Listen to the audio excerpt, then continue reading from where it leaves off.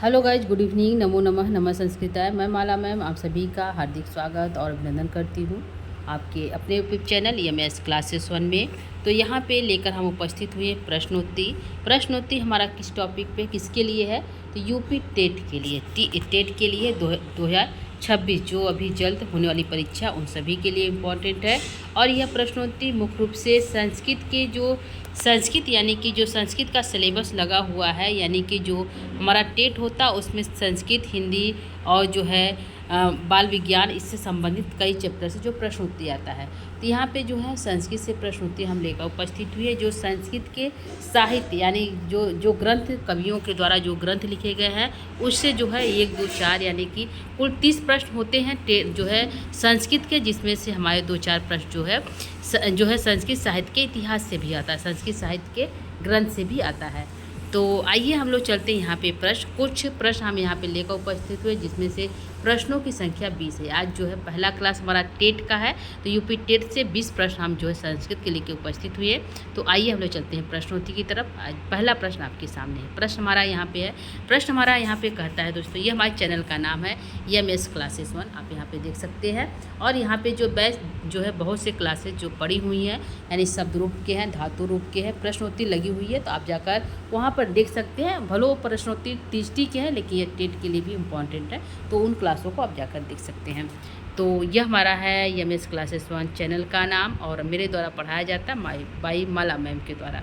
तो यहाँ पे पहला प्रश्न आपके सामने है। प्रश्न यहाँ पे है, राजपुरुष पद में कौन सा समास है? तो यह प्रश्न एक पद है जिसका नाम है राजपुरुष, यानी राजा का पुरुष। तो यह हमारा अर्थ होता है राजा का पुरुष। तो यहाँ पे पूछा कि इसमें कौन सा समास है, तो द्वंद्व समास लगा हुआ है क्या, तत्पुरुष है क्या, बहुप्रिय या अव्ययीभाव, कौन सा समास है जो राजपुरुष है? तो यहाँ पे हमारा आंसर जाएगा प्रश्न क्या पहले का। तो आंसर क्या सही होगा, आप लोग भी जो है इन 20 प्रश्नों में से कितने प्रश्न आपके सही होते हैं, आप जो है इसे जो है कमेंट बॉक्स के माध्यम से बता सकते हैं।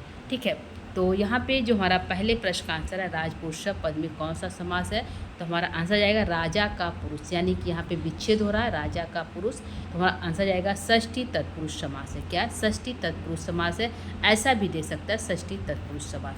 ठीक है, तो यहाँ पे तत्पुरुष सब है, तो जो है आंसर हमारा जो है तत्पुरुष लिखा हुआ, तो हमारा बी आंसर यहाँ पे सही होता है। तो यहाँ पहले प्रश्न का बी आंसर करेक्ट है। दूसरा प्रश्न लेते हैं। दूसरा प्रश्न यहाँ पे है कि यथाशक्ति में कौन सा समास है? ऐसा यथाशक्ति, यह व्याकरण से 2-3 प्रश्न है। तो प्रश्न हमारा का था यथाशक्ति में कौन सा समास है? अव्ययीभाव है क्या, द्विगु है क्या, कर्मधारय है क्या, या फिर बहुव्रीहि समास है? कौन सा समास है यथाशक्ति में? तो हमारा यहाँ पे आंसर जाएगा कि यथाशक्ति, शक्तिम अनतिक्रम, इसका विच्छेद हो जाएगा। तो यहाँ पे हमारा आंसर जाएगा जो है यथाशक्ति में जो समास है वह है अव्ययीभाव समास। क्या है? अव्ययीभाव समास। तो प्रश्न संख्या 2 का यहाँ पे हमारा ए आंसर सही होता है। अगला प्रश्न है, प्रश्न संख्या 3 की तरफ चलते हैं। तीसरा प्रश्न कहता है दोस्तों यहाँ पे है कि दे और आलय 2 अलग अलग पद है, और कह रहा है कि इस संधि युक्त रूप क्या होगा, इसका संधि पद क्या होगा, यह पूछा है प्रश्न। तो दे और आलय 2 पद है, और इसका जो संधि पद बनेगा तो क्या बन जाएगा? तो 4 ऑप्शन है, देवालय, देवालय, देवालय या फिर देवालय। क्या यहाँ पे सही होगा प्रश्न संख्या 3 का? तो यहाँ पे जो है देव में अ है, आप इसको संधि कर देख सकते हैं दोस्तों। देव में अ है, 2 पद होता है, आप सभी को पता है 2 यहाँ पे पद होता है। तो आलय है, तो यहाँ पे आ ले लेते हैं, यहाँ का देव में से अ ले लेते हैं। ठीक है, तो अ और आ दोनों मिलकर क्या होता है? तो आ मिलकर अ प्लस आ मिलकर आ ही होता है। क्या होता है? आ होता है। जब इसको हम मिलाएंगे तो हमारा बनेगा देवालय। क्या बनेगा? देवालय। यहाँ पे हमारा शब्द बन जाता है, तो हमारा आंसर जाएगा देवालय। क्या है? देवालय। ठीक है, तो प्रश्न हमारा यहाँ पे प्रश्न संख्या 3 का आंसर यहाँ पे हमारा जो है ए आंसर करेक्ट होता है। क्या? ए आंसर हमारा सही हो जाता है। अगला प्रश्न लेते हैं, प्रश्न संख्या 3 की तरफ चलते हैं। तीसरा प्रश्न कहता है कि रामेण पद में कौन सी विभक्ति? तो यहाँ पे राम का शब्द रूप से प्रश्नोत्तरी पूछा है, करा है कि रामेण पद में कौन सा जो है यहाँ पे विभक्ति लगी हुई है। तो यहाँ पे जो रामेण है, यानी कि रामेण जो पद है, इसमें कौन सी विभक्ति है? तो राम का यदि हम शब्द रूप पढ़ते हैं तो प्रथमा विभक्ति में पहले जाता है रामा हो जाता है, दूसरा में रामम हो जाता है, दूसरे में क्या हो जाएगा? रामम हो जाएगा, एक वचन का है दोस्तों। तीसरा में हो जाएगा रामेण हो जाएगा। क्या हो जाएगा? रामेण हो जाएगा। तो यही पूछा है कि रामेण जो शब्द रूप है वह किस विभक्ति का है? तो प्रथमा का है, द्वितीया का, तृतीया का, चतुर्थी का। तो हमारा आंसर हमें बताया रामा, रामम, रामेण। यह बनता है, तो हमारा आंसर यहाँ पे जाएगा तृतीया का एक वचन है जो है रामेण है, क्या एक वचन है। तो प्रश्न संख्या 4 का यहाँ पे हमारा जो है सी आंसर करेक्ट है। चौथे आंसर चौथे आंसर प्रश्न की तरफ चलते हैं। पांचवा यहाँ पे प्रश्न है कि गच्छति क्रियापद किस लकार का है। तो यह गच्छति है, यह गच्छति कह रहा है कि इसका जो लकार शब्द रूप है क्रिया, यह क्रियापद है, गच्छति करने क्रियापद है, तो कह रहा है किस लकार का है। तो लंग लकार में बनता है गच्छति, क्या लट में बनता है, क्या लोट में बनता है, या विधिलिंग में बनता है। तो यहाँ पे जो हमारा आंसर जाएगा गच्छति जो चलता है वर्तमान काल का बोध कराता है। किस काल का बोध कराता है दोस्तों, वर्तमान काल का बोध कराता है गच्छति। पठति गच्छति लिखति, इस प्रकार से जो है इसका रूप चलता है जो है परस्मयी पद में। तो यहाँ पे जो हमारा आंसर जाएगा हो जाएगा, पूछा किस लकार का है, तो यह है वर्तमान काल का बोध कराता है। वर्तमान काल का बोध कराने में लकार कौन सा है, तो वह लकार हमारा है लट लकार, क्या है लट लकार है। तो प्रश्न संख्या 5 का यहाँ पे हमारा बी आंसर सही हो जाता है। अगला प्रश्न प्रश्न संख्या 6 कहता है कि उप और गम से बना शब्द है। तो उप और गम से कौन सा शब्द है जो उप और गम मिलकर शब्द हमारा बना है, क्या हो जाएगा। तो यहाँ पे ऑप्शन है कि उप और गम से जो बना है वह बना हमारा उपगम, क्या बना है उपगम बना है। तो हमारा आंसर यहाँ पे जो है बी आंसर हमारा सही होता है, क्या बी आंसर हमारा सही होता है, बनेगा उपगम। तो प्रश्न संख्या 6 का यहाँ पे जो है हमारा बी करेक्ट है। प्रश्न संख्या 7 की तरफ चलते हैं। प्रश्न संख्या 7 कहता है हितोपदेश के रचयिता कौन है। तो यह ग्रंथ है, ग्रंथ परिचय से प्रश्न पूछा है कि हितोपदेश जो है ग्रंथ का नाम है। अब कह रहा है कि इस ग्रंथ के लेखक कौन है। तो कालिदास हो गए हैं क्या, विष्णु शर्मा है क्या, भवभूति है क्या, या बाणभट्ट है, कौन है जो है यहाँ पे हितोपदेश के लेखक। तो यहाँ पे जो 7 नंबर का प्रश्न है वहाँ पे यह हमारा आंसर यहाँ पे थोड़ा मिस्टेक है, ठीक है। तो यहाँ पे जो 4 ऑप्शन है इन चारों में से जो है चारों नहीं है, क्या हितोपदेश जो है ये रचयिता कौन है, तो न तो कालिदास है, न तो विष्णु शर्मा, न तो भवभूति, न तो बाणभट्ट। तो कौन है, तो नारायण पंडित है। कौन है दोस्तों, नारायण पंडित है। कौन है, नारायण पंडित जो है, इनके जो है नारायण पंडित जो है हमारे जो है हितोपदेश के लेखक है। तो प्रश्न संख्या 7 का आंसर हमारा जाएगा नारायण पंडित। तो प्रश्न संख्या 7 का हमारा जो आंसर हमारा ये सही होता है, इसको ध्यान रखिएगा, यहाँ पे आंसर मिस्टेक हुआ, यहाँ पे जाएगा नारायण पंडित, क्या होगा नारायण पंडित। प्रश्न संख्या 7 का हमारा आंसर नारायण पंडित हो जाएगा।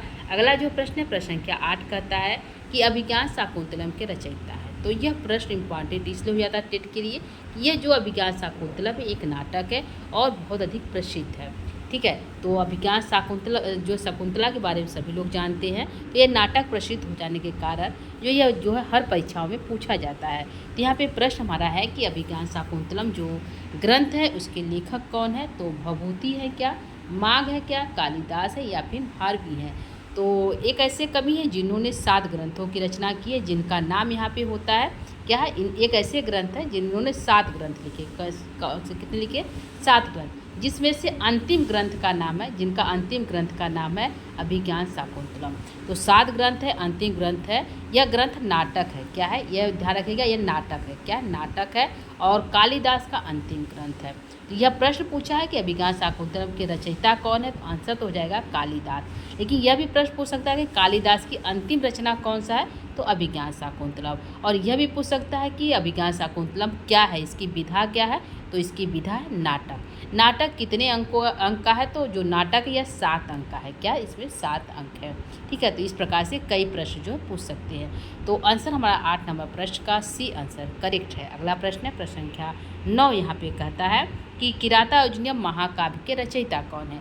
तो किरातार्जुनीयम एक ऐसा ग्रंथ है जो जिसमें भोले भगवान यानी शिव जी जो है किरात का वेश धारण करके अर्जुन की परीक्षा लेते, इसलिए ग्रंथ का नाम है किरातार्जुनीयम।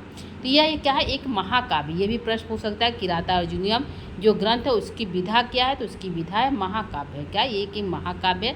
अब पूछ रहा है कि इस महाकाव्य के रचयिता कौन है, इसके लेखक कौन है, यह प्रश्न पूछा, ठीक है। तो 4 ऑप्शन आपके सामने दिख रहा है दोस्तों, माघ, भारवी, दंडी या श्रीहर्ष। तो यहाँ पे जो आंसर जाएगा, जो किरातार्जुनीय जो ग्रंथ है यह एक ही महाकाव्य है जिसके लेखक हैं भारवी है। कौन है, भारवी उसके लेखक है, जिन्होंने एक ही महाकाव्य की रचना की है और विश्व में प्रसिद्ध है। और इसमें यदि हम कहें कि किरातार्जुनीयम महाकाव्य है तो ये सर्गों में बटेगा। क्या बटेगा दोस्तों? क्योंकि महाकाव्य जो है हमेशा सर्गों में बढ़ता है। क्या बढ़ता है? सर्गों में बढ़ता है, तो इसमें सर्ग है। तो अब ये प्रश्न हो सकता है कितने सर्ग हैं, तो किराता अर्जुनियम में 18 सर्ग हैं। कितने सर्ग हैं? 18 सर्ग हैं। और यह भी पूछ सकता है किराता अर्जुनियम में कौन सा रस है। ठीक है, यह जो है टेट के प्रश्न है, सामान्य प्रश्न है दोस्तों, जो पूछ सकता है कि किराता अर्जुन जो महाकाव्य है उसमें रस क्या है, तो उसमें रस की बात करेंगे तो वीर रस है। क्या है? वीर रस है।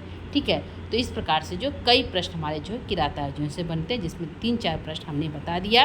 किराता अर्जुनम के लेखक कौन है? भारवी है। किसमें बटा हुआ है? तो महाकाव्य में विधा है और सर्गों में बटा हुआ है और 18 सर्ग है और वीर रस है। इसके नायक कौन है? तो अर्जुन है। और जो है उपनायक यानी खलनायक कर सकते हैं दुर्योधन है। ठीक है, और उपनायक यानी सहनायक कौन है? तो किरात है। ठीक है, इस प्रकार से जो हमारे प्रश्न बनेंगे, तो आंसर हमारा 20 सही होता है प्रश्न संख्या 9 का। प्रश्न संख्या 10 कहता है कि शिशुपाल वधम के रचयिता कौन है। तो यह एक ऐसा ग्रंथ है, इसके भी एक ही ग्रंथ लिखा गया है जिस कवि के द्वारा, उनका नाम क्या है बता सकते हैं? शिशुपाल वधम। यह जो है शिशुपाल वधम भी, इसकी भी विधा क्या है, तो यह भी जो है क्या, एक महाकाव्य है। क्या है? यह भी एक महाकाव्य है और जो है महाकाव्य है और जो है एक किसके लेखक है, तो माघ है, कालिदास है, भभूति या बाणभट्ट है। तो यहाँ पे जो शिशुपाल वधम की घटना है वह एक महाकाव्य है और यह घटना जो है महाभारत की है। क्या है? महाभारत में घटित होती है। तो कहाँ पे घटित होती है अभी जान जाइए, तो यह सभा पर्व में घटित होती है। कहाँ पे होती है?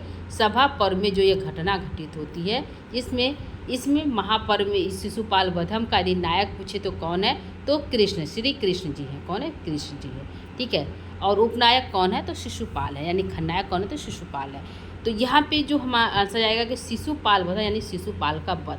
तो किसके द्वारा, इसके लेखक कौन है, तो इसके लेखक है माघ है। कौन है?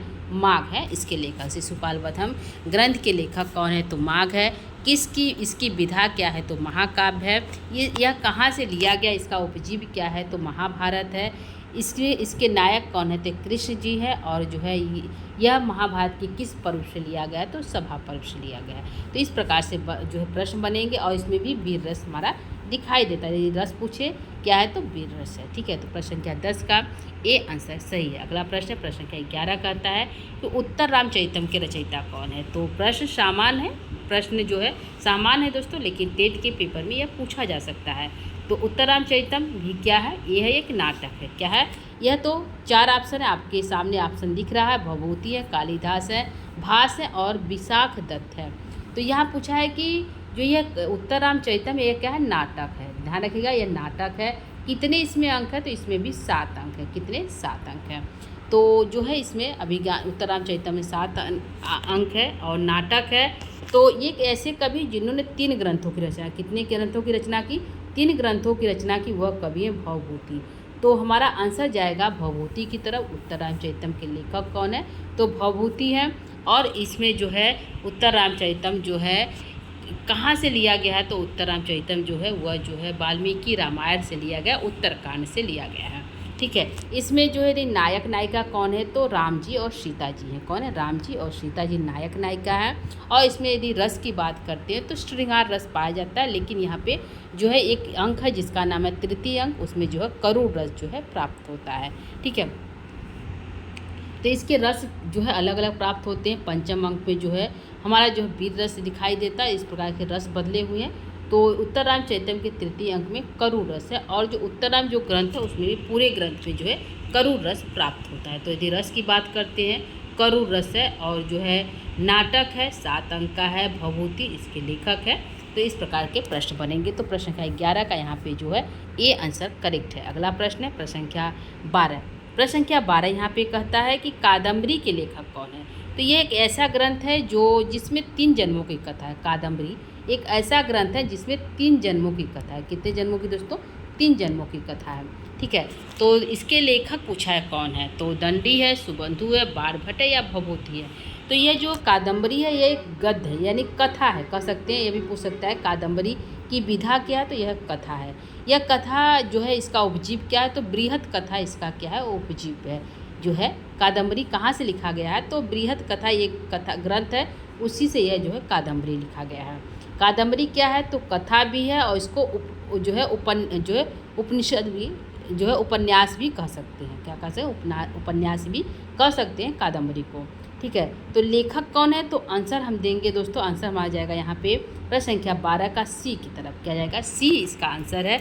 और इसमें रस पूछे कि जो है रस कौन सा है, तो श्रृंगार रस है, इसमें जो है श्रृंगार रस है।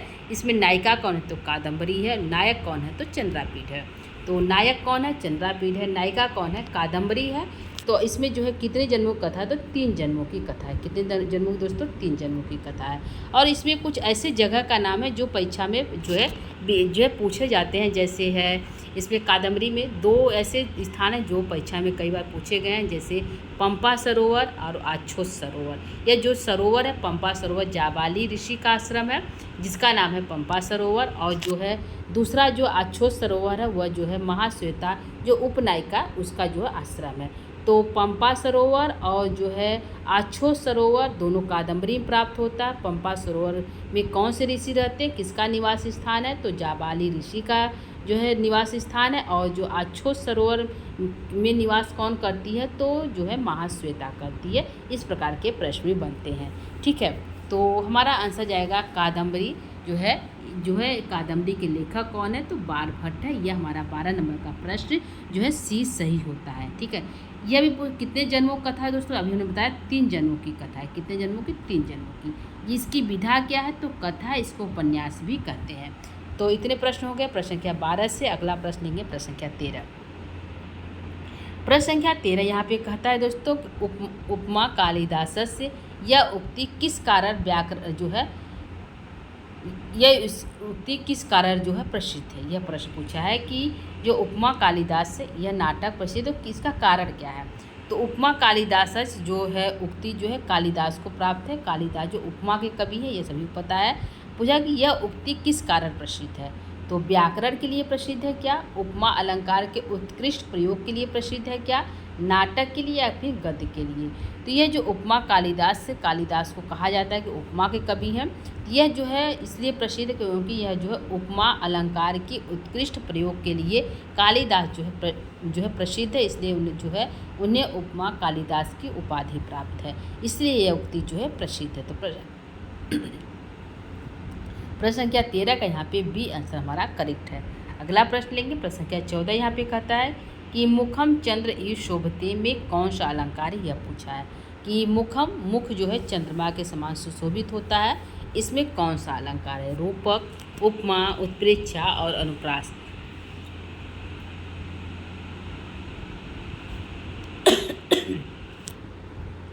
तो यहाँ पे आंसर जाएगा दोस्तों प्रश्न संख्या 14 का आंसर लेंगे तो आंसर आ जाएगा मुख चंद्र इव शोभते। मुख जो है चंद्रमा के समान सुशोभित होता है, तो हमारा आंसर जाएगा यहाँ पे उपमा अलंकार का प्रयोग जो है यहाँ पर किया गया है। मुख जो है चंद्रमा के समान सुशोभित है, इस प्रकार से उपमा दी गई है चंद्रमा से। तो प्रश्न संख्या 14 का यहाँ पे हमारा बी आंसर करेक्ट है। अगला प्रश्न है प्रश्न संख्या 15 कहता है कि पाणिनि द्वारा रचित प्रसिद्ध व्याकरण ग्रंथ है, तो क्या है, सिद्धांत कौमुदी है क्या, महाभाष्यम है क्या, अष्टाध्यायी है क्या, या फिर लघु सिद्धांत कौमुदी है। तो पाणिनि जो कौन है दोस्तों, तो पाणिनि जो है एक ऐसे कवि हैं जिन्होंने जो है एक ग्रंथ की रचना की जिसका नाम है व्याकरण ग्रंथ, और उसी व्याकरण ग्रंथ से जो है सभी कवियों ने उसका जो है अनेक प्रकार के ग्रंथों की रचना की। तो पाणिनि जो है व्याकरण के कवि माने जाते हैं। तो पूछ रहा कि कौन सा ऐसा ग्रंथ है जो पाणिनि के द्वारा लिखा गया है। तो सिद्धांत कौमुदी है क्या, महाभाष्य है क्या, अष्टाध्यायी है क्या, या लघु सिद्धांत कौमुदी है। तो प्रश्न संख्या 15 का यहाँ पे आंसर क्या होगा। यहाँ पे चारों जो ग्रंथ है करीब करीब जो है लघु सिद्धांत कौमुदी, सिद्धांत कौमुदी, यह जो है महाभाष्य, यह सभी जो व्याकरण से ही संबंधित है। लेकिन यहाँ पूछा है कि पाणिनि के व्याकरण ग्रंथ कौन सा है, तो आंसर हमारा जाएगा प्रश्न संख्या 15 का। तो प्रश्न संख्या 15 का यहाँ पे हम आंसर लेते हैं दोस्तों, एक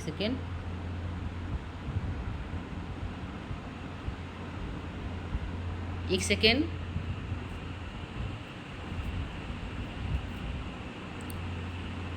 तो यहाँ जो है 15 नंबर का प्रश्न आपके सामने आया था, फिर से उपस्थित है। यहाँ पे हमारा आंसर जाएगा जो पाणिनि द्वारा रचित प्रसिद्ध व्याकरण ग्रंथ कौन सा है, तो आंसर हमारा यहाँ पे जाएगा सी की तरफ, अष्टाध्यायी। क्या है, अष्टाध्यायी। इसमें 8 अध्याय है। कितने अध्याय है दोस्तों, यही प्रश्न पूछ सकता है, कितने अध्याय, तो 8 अध्याय है। क्या है, 8 अध्याय है इसमें, किसमें, जो अष्टाध्यायी में, ठीक है। और जो है पाणिनि जो है उनके ग्रंथ का नाम है अष्टाध्यायी। प्रश्न संख्या 15 का यहाँ पे सी आंसर करेक्ट है। अगला प्रश्न लेंगे प्रश्न संख्या 16।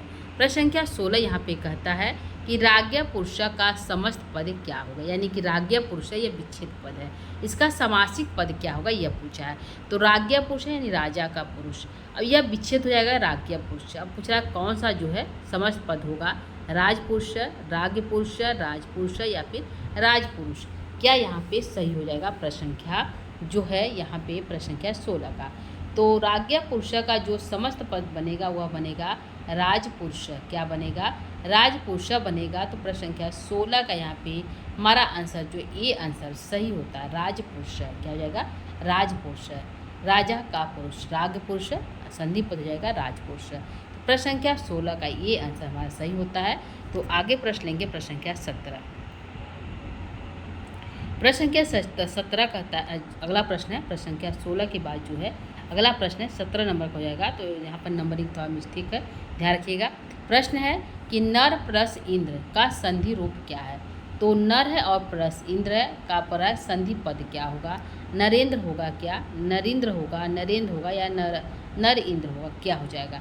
यहाँ पे दो पद है, एक का नाम है नर है और दूसरे पद का नाम है इंद्र है। क्या है, दूसरे पद का नाम इंद्र है। जब इसमें से र में से हम अ निकालेंगे तो र हमारा आधा हो जाता है, ये सभी को पता है।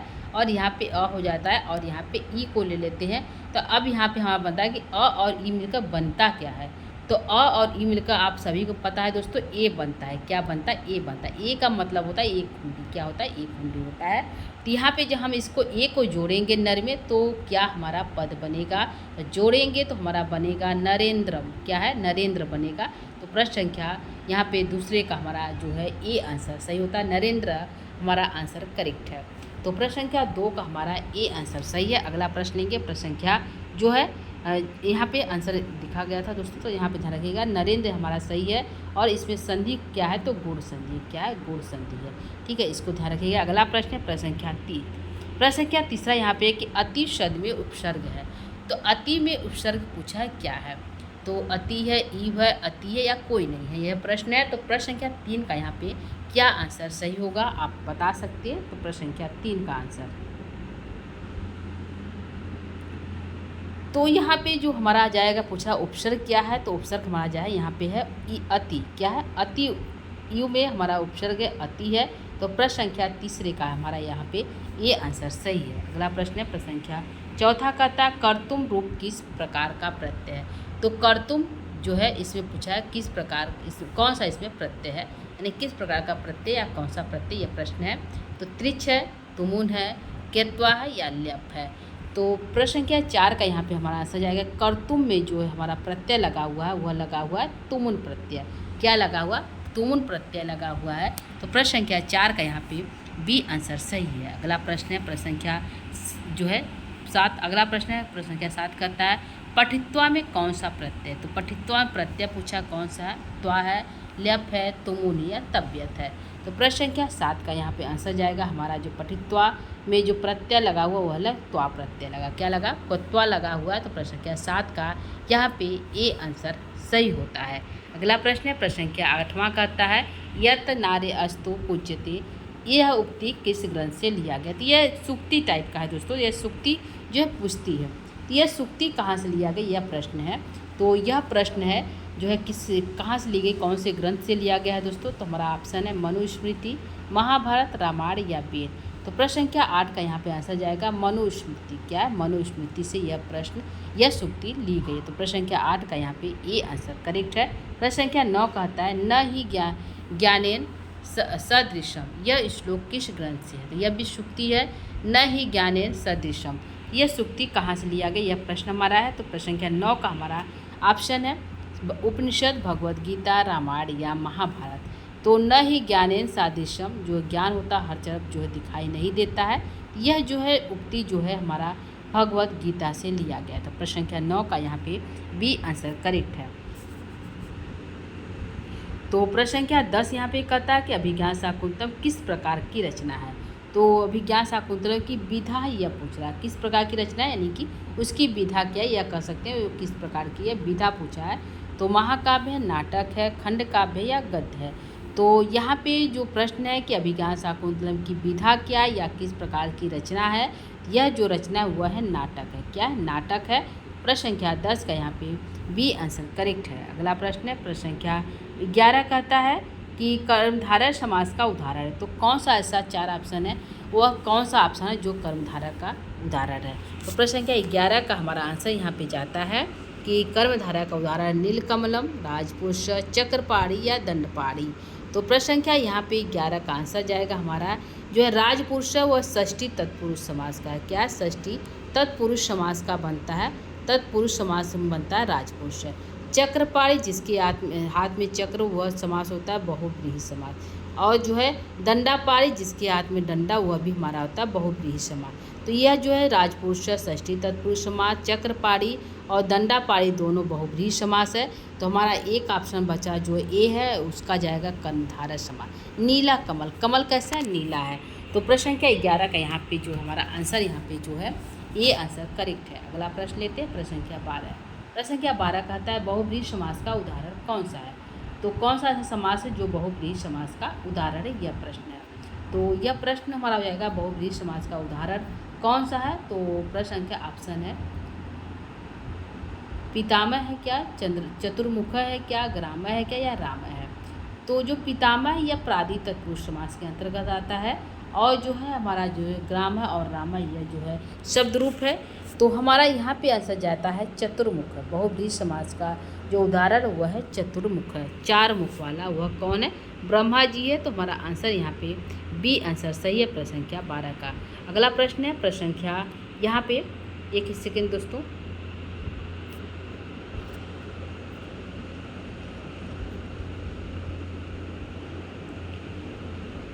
12 हो गया। अगला हमारा प्रश्न है 13 नंबर का, लट लकार का प्रयोग किस काल में होता है।